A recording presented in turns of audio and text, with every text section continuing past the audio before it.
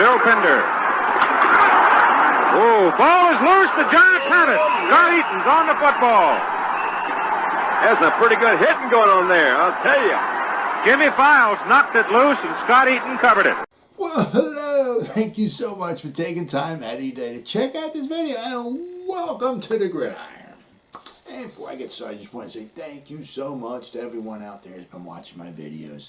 I greatly appreciate it. If you give this video a thumbs up, or maybe leave a comment below for me, or share the video, I greatly appreciate it. But anyway, thank you so much for taking time to check this video. I really greatly appreciate it. Thank you.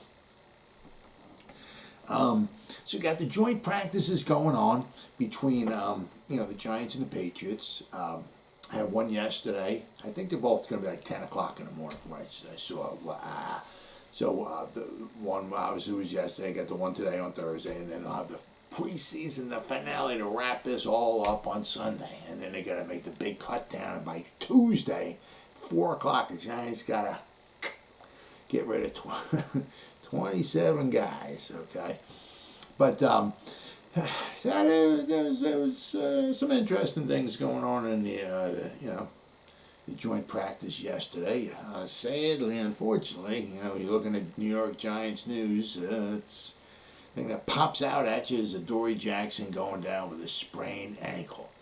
Now, from what I've been kind of checking out, it seems like the Giants seem very optimistic that they kind of dodged a bullet. Apparently, there was some swelling in the ankle. Okay. They're going to check it out, so there's nothing like official yet from what I've been looking at, but they're kind of hoping for the best. Now, I saw like two different reports. Well, one of them was he was going up to defend a pass, and he came down, and that's where he injured his ankle. I saw one report said that, he was getting carted off the field, but he got carted off the field during practice. Then I saw another one, which was pretty interesting, was he got carted off after practice. So, like, he came down, hurt himself, hurt the ankle, continued to practice, and then when it was all said and done and over, he got carted off the field. That's the one I've been seeing most of. It was at the end of practice he got carted off. So we'll have to wait and see, So, I mean, if it was that bad, if it's at the end of practice where he got carted off, I mean, I'm sure obviously it hurt and also the swelling and all that and whatnot. But, I mean, if he was able to continue to practice, I mean, hopefully we avoided something really major. But I guess if he hurt it, it would have been nice if he just went in and took care of it right away. But, it is what it is. Well, I'll just have to keep an eye on it and hopefully for the best.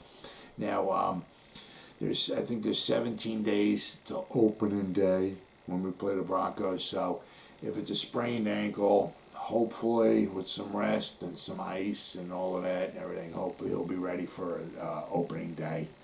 We'll have to keep an eye on it though. Then Joe Judge, was talking to the media or whatever, and he was talking about it with Saquon. Okay, he's going to have today. He's going to have one of the red jerseys on. Obviously the no contact red jersey, but he missed the practice yesterday. It was apparently some type of personal matter. He came up to Saquon went up to Judge last week and discussed it. It has nothing to do with COVID, nothing to do with injury at all. It was something that, and Joe Judge explained. He said there's certain circumstances, if things arise, he said, I'm more than happy to listen and work with the guys. If it's, he said there's certain circumstances.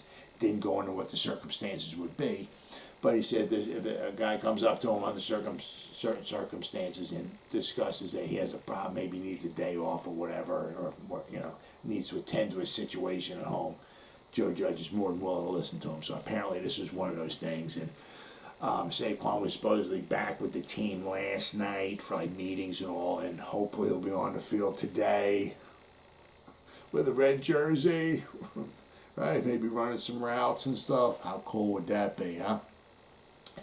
Well, before he started talking to Okay, the reporters there. He very classy of him. He started talking about Tom Coughlin and his wife. The problems that they're facing.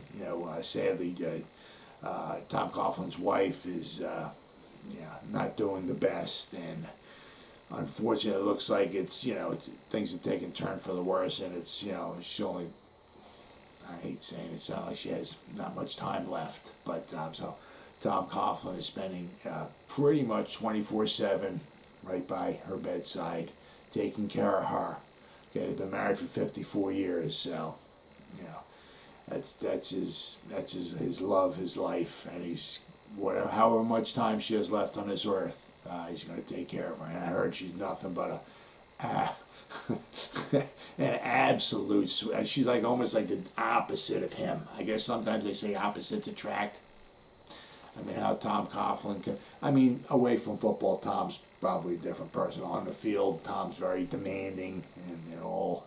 But apparently, his wife is like she'll like light up a room and make you feel like you're the most important human being on the face of the earth. She's nothing but smiles and hugs and everything. She sounds like an absolutely wonderful human being.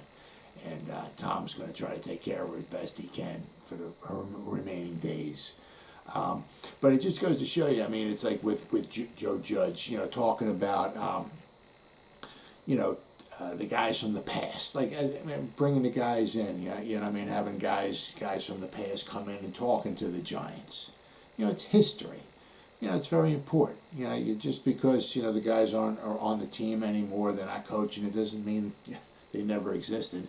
I mean, the Giants have a rich history, and I think it's extremely important, that we, with Joe Judge, we respect that history. I mean, the Giants are the fourth oldest team in the history of the NFL. The Giants have been around since 1925, okay? There's only been 3 other teams who've been around longer. All right, the Chicago Cardinals, as they were called, in 1920, okay? Then the Decatur Staleys, 1920, okay? 1921, they turned into the Chicago Staleys. 1922, they turned into the Chicago Bears, right? So the Chicago Bears and they were then back then the Chicago Cardinals, right? Like the 2 oldest teams in the history, okay, of the NFL. Now the Cardinals obviously have the oldest running, longest nickname, shall we say, okay, because they've been around since 1920. The Bears, their nickname's been around since 1922. So the Cardinals have, oddly enough, the oldest nickname in the history of the NFL. They've been around since 1920. The Cardinals have been around since 1920. The Bears, the name for the Bears, have been around since 22. The team with the oldest city and nickname is the Green Bay Packers, okay? Because the Green Bay Packers came into existence in 1921. And since 21, this would be their 101st season in the NFL. Since 21, they've been the Green Bay Packers. Since 22, it's been the Chicago Bears. Since 1920, it was the Cardinals, but I mean, it's been the Chicago Cardinals, it's been the St. Louis Cardinals, it's been the Arizona Cardinals, it's been the Phoenix Cardinals. So they've hopped around a few different cities, but it's always been the Cardinals. And that's it. And the Giants have been around since 1925. And the Giants also have been in the most championship games. They've been in 19 of them, all right?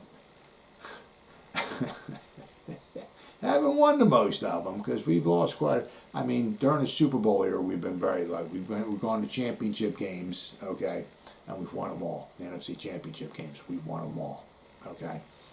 We're 4 and 5 out of the Super Bowl, but if you go back in time, I mean, the Giants, back in the 30s and the 40s and the 50s and even in the 60s. In the 60s, we played in 3 championship games, lost all 3 of them. 1950s, we went to 3 championship games, we won in 2. You know what I mean? So back in the day, we went to a lot of championship games, but we lost a lot as well too. But the Giants have been in the most championship games. They've been in 19 of them. Okay, not even the New England Patriots or the Dallas Cowboys can even come close to us. New York Giants, 19 championship games we've been in. history. So it's very, very important to keep that in mind. And Joe Judge is carrying the torch, and it was very classy of him not only to bring up Tom Coughlin, but also to keep bringing up the players from the past, because that's what the Giants have been built on, the history from the past. All right, so it's very important to carry that torch. Anyway, and we saw a Rudolph the Red-Nosed Reindeer sighting, huh? Number 80, Kyle Rudolph on the field, baby. Just like little individual drills and all, but good to see him out there with the uniform on, huh? And now, with his foot injury, as I said, the 17 days until opening day. Hopefully, he's going to be on a pitch count. Same thing with Saquon Barkley. We're not including Rudolph to play like 50, 60 snaps. Hopefully, if Evan Ingram can stay healthy, Evan Ingram's going to get the majority. But I'll tell you what, we get inside the red zone. Rudolph don't have to play during, in the first week or two, whatever, from the 20 to 20. Once we get inside that 20, put him in there. If we got, 6, 7, 8, 10, 12 plays in the red zone, week 1, put him in there, right? As long as he's healthy enough, okay? Sure, it'd be great to see him in there. Now, the thing is that, and it's kind of weird to talk about this, but since 2015, he's played in 92 out of 96 games. It's kind of weird to talk about him being, an iron, somebody who plays all the time when he's been injured. But then the only 4 games he missed was last year. He missed 4 games. But other than that, from 15, 16, 17, 18, 19, he's played 16 games. So, once we get him on the field, and this wasn't like he injured himself. He had a problem with his foot, and he had to have some surgery. That's all it is. So hopefully we get him on the field. Hopefully he can stay healthy. Now, also, we got to remember, too, like going through all of this, which is going to bring me up to my next point, is that, talking about, I saw with quarterbacks, Mac Daddy Jones going up against Daniel Jones, keeping up with the Joneses, right? We got to keep in mind, that Daniel Jones, John Ross ain't out there. Kenny Golladay ain't out there. Kadarius Toney ain't out there. Saquon Barkley's not out there. Kyle, you could field another team with the guys on the sideline. You could field the team and be really successful. If you had Ross, Kadarius Toney, and Kenny Golladay, right, and you type it's Kyle Rudolph, and you're running back Saquon Barkley, that's a pretty good team right there, okay? That's a team that can go to the playoffs. And those are the guys that are on the sideline. So let's keep that in mind when I go over my next portion here of the program, right, when we compare quarterbacks. Now, what I have seen was, Mac Daddy Jones had a pretty good game, pretty good practice against the Giants. I saw a little, you read different articles, you get different things. Mac Daddy Jones, all right, for the Patriots, he had him, one article had him 35 out of 40, 88% completion percentage. They had him 13 out of 14 on 7-on-7 drills, and he was 22 out of 26 on 11 out of 11 drills. Another article I saw, he was 33 out of 39. So one was 35 out of 40, and one was 33 out of 39. But of the 33 out of 39, he also had 18 straight completions as well. And he came off the field one, and apparently he even had a little low 5 from Mr. Bill Belichick himself. So apparently Bill Belichick's pretty impressed by him. Now, you can almost see somewhere along the line, because Cam Newton's not the greatest thrower of the football, okay? You can almost see somewhere along the line there's going to be a little passing of the torch, and I'm kind of interested to see how Cam takes it. Cam's not taking stuff like this very. When he loses, boy, he's not somebody you want to really talk to. So if he loses his starting job, kind of interested to see how he winds up taking it. There was a pass off. Xavier McKinney almost picked one of his passes off, though, okay? But also another thing what I did wind up seeing was, some videos I saw, he had some checkdowns, too. He's dropping back to pass. He was looking. There was nobody there. He checked it down. Then he came back to pass. He was looking down the field. Maybe nobody. He checked it down. All right, so let's keep a little, all right, a little something here, okay? Keep that. He had a good day passing, okay? But All right. Now, one thing is, if you go back to his college days, okay, hindsight's always 20/20. Now, if he winds up being a really good quarterback, okay, it's kind of tough to sometimes always when he comes out of a program like Alabama, okay, in the first round, there were 5 guys on the offense from Alabama drafted in the first round. I mean, with Waddle, DeVonta Smith, Najee Harris, Leatherwood, the tackle, and I'll tell you what, the Raiders every year, Cleveland Farrell, number 4 the year before, really? Okay. But then Mac Daddy Jones, right, the quarterbacks, came from a pretty, obviously, and one of the greatest coaches of all time, Saban, all right, at Alabama. So sometimes it's kind of tough to take the good, the numbers that he has, okay, in college, and say, oh, that's going to transfer over. When his 2 wide receivers are first rounders, his running back is a first rounder, maybe the greatest college coach of all time, So it's kind of tough to say, okay, well, he does really good in college, so he's going to do really good in the pros. Well, so far he's doing pretty good, all right? In his, college career, okay, in 2020 alone, okay, he completed 77.4% of his passes, which is an NCAA record. His quarterback rating, I don't know how the quarterback ratings are in the college compared to the pros, but his quarterback rating in college that year was a 203.1, which is an NCAA record. Okay, his lifetime pass attempt, his yards per pass attempt, 11 yards per pass attempt, which is an NCAA record. Every time he just threw the ball, he picked up 11 yards on average. Every time he threw the ball, he averaged picking up a first down. Every time he threw the ball. Unbelievable. His career is 56 touchdowns, 7 interceptions, only 7, right? And he completed 74.3% of his passes in his college career. Now you can look at that and say, oh man, you got to pick this dude up,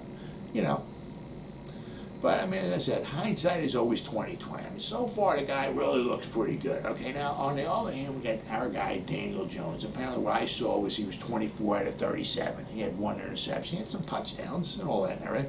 Okay, but of course Daniel Jones was without Saquon Barkley. He's out without Ross. He doesn't have Rudolph there. He doesn't have Golladay there. He doesn't have Tony there. Okay. All right.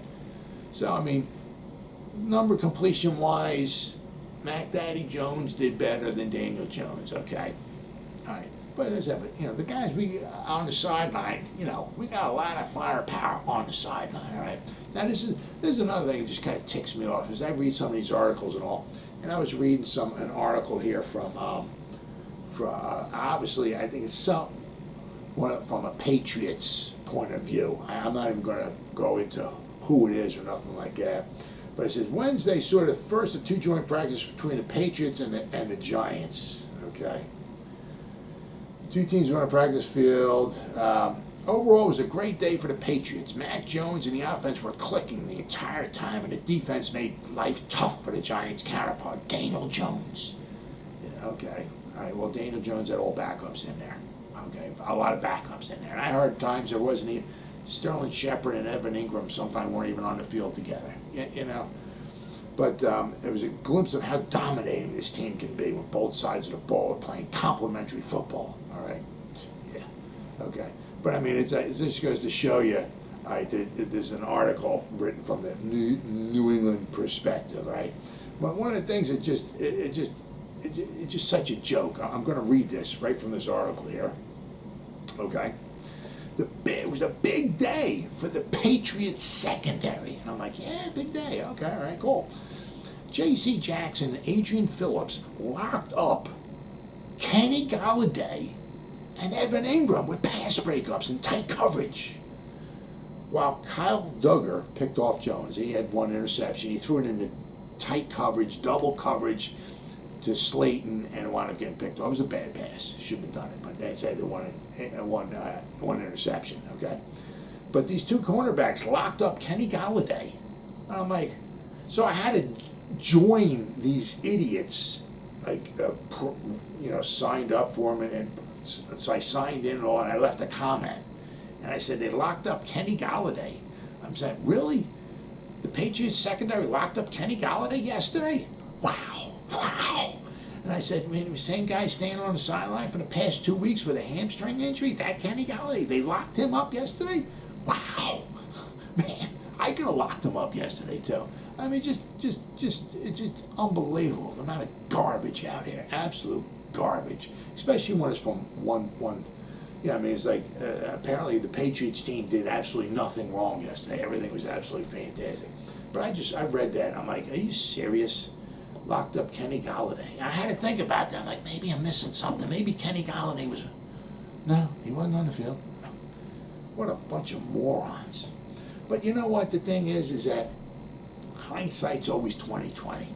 And just seeing how... Hey, Mac Daddy Jones had a good game, you know, and apparently he's been doing pretty darn good. Okay? He's been doing pretty darn good. Now, as I said, hindsight's always 20/20, but you start looking back at it, and you start looking at Daniel Jones, and, you know, and man, if he starts struggling and all of this stuff, and you're just thinking, it's like, you know, the Giants could have had Mac Jones. They could have had him.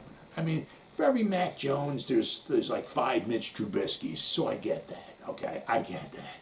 I understand. But, you know, it's just, you think, if Daniel Jones struggles, it's like, man, we could have had Mac Jones this past draft. We could have had Justin Herbert in 2020. My God, that guy is good. We could have had him. All right. We could have had Josh Allen in 2018. Whew. Unbelievable. We could have had, and as bad as McAdoo was as a coach, I heard he really, in 2017, really wanted to draft Patrick Mahomes, and the upper echelon said, no, we're not going for quarterback. We still got Eli. So McAdoo still wanted to get Patrick Mahomes. Could you imagine if we got Patrick Mahomes? Oh my God. Whew. And what the Kansas City Chiefs did. Kansas City Chiefs were drafting number 27. They went up to number 10, okay, to get him. They gave Buffalo their first-round pick and a third-round pick. And then they gave them their first-round pick in 2018. So they gave them 2 1s and a third to go up from 27 to 10. The Giants were drafting 23rd that year. They took Evan Ingram. The Giants gave up their first and their third, and the next one, the next year, we could have had Patrick Mahomes. So, I mean, I said, I know hindsight's 20/20, but man, it's just like, if Daniel Jones, I mean, I got my fingers crossed, and I hope we do nothing but the best. You know what I mean? Because I'd like to take those 2 number 1 picks next year and really bolster the team. Really, so I can really get some ass next year. But man, it's like, you know what? If he starts struggling, you just start looking at some of these quarterbacks we could have had, and you just start scratching your head. It's like, man. And the thing is like, you know, once you get, if you pick another quarterback, it's like you're going to start all over again. Well, hopefully that doesn't happen, and hopefully Daniel Jones starts taking it off all. But tell you what, Mac Daddy Jones certainly looked pretty good yesterday. Hopefully he looks pretty bad today. Well, as always, guys, thank you so much for taking time out of your day. Check out this video. You guys stay safe out there, and go Giants. Woo!